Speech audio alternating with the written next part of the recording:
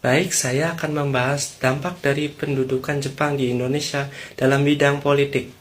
Dampak positifnya yaitu yang pertama, dibentuknya BPUPKI dan PPKI. Dan yang kedua, memberikan kesempatan kepada bangsa Indonesia untuk turut mengambil bagian dalam pemerintahan negara. Yang ketiga, mendukung semangat anti Belanda. Kemudian dampak negatifnya yaitu propaganda dan akomodasi tokoh penguasa melalui gerakan 3A. Yang kedua, melakukan restrukturisasi administrasi. Dan yang terakhir ada memobilisasi massa agar memperoleh dukungan politik dari rakyat Indonesia. Penjajahan Jepang tidak hanya membawa keburukan bagi Indonesia. Beberapa kebaikan juga muncul dari penjajahan mereka. Ada beberapa dampak positif dan dampak negatif penjajahan Jepang dalam bidang sosial. Dampak positifnya yaitu yang pertama ada kinrohoshi atau kerja bakti massal. Yang kedua ada semakin kuatnya sifat persatuan karena diperbolehkannya bahasa Indonesia digunakan. Yang ketiga adanya peningkatan dari pendidikan dan kedisiplinan. Yang keempat ada mempererat tali silaturahmi antar tetangga dengan adanya tonarigunia atau RT.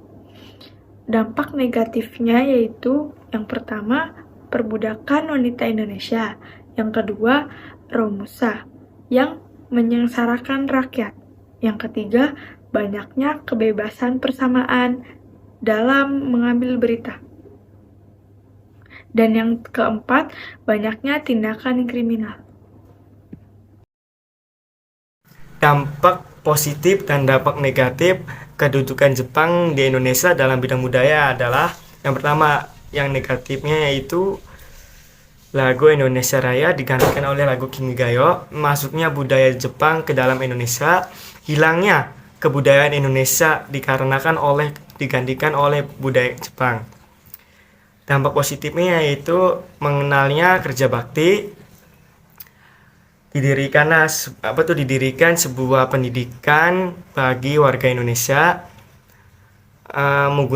Dalam pendidikan boleh dipergunakan bahasa Indonesia, adanya jenjang sekolah dan latihan militer, serta banyaknya kebudayaan Jepang yang baik yang masuk dalam ke Indonesia. Dampak pendudukan Jepang di Indonesia dalam bidang ekonomi terbagi menjadi dua, yakni dampak positif dan juga dampak negatif.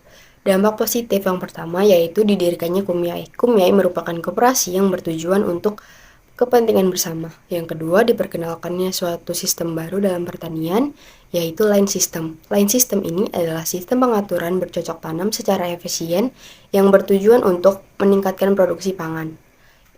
Kemudian ada dampak negatif dari pendudukan Jepang dalam bidang ekonomi. Yang pertama, terputusnya hubungan antar daerah akibat dari self-sufficiency. Lalu yang kedua, Jepang mengeksploitasi SDA dan SDM untuk kepentingan perang. Dan yang ketiga, kegiatan ekonomi diarahkan untuk kepentingan perang, sehingga seluruh potensi SDA dan bahan mentah lainnya digunakan untuk mendukung industri perang. Lalu yang keempat, menerapkan sistem ekonomi perang dan sistem autarki.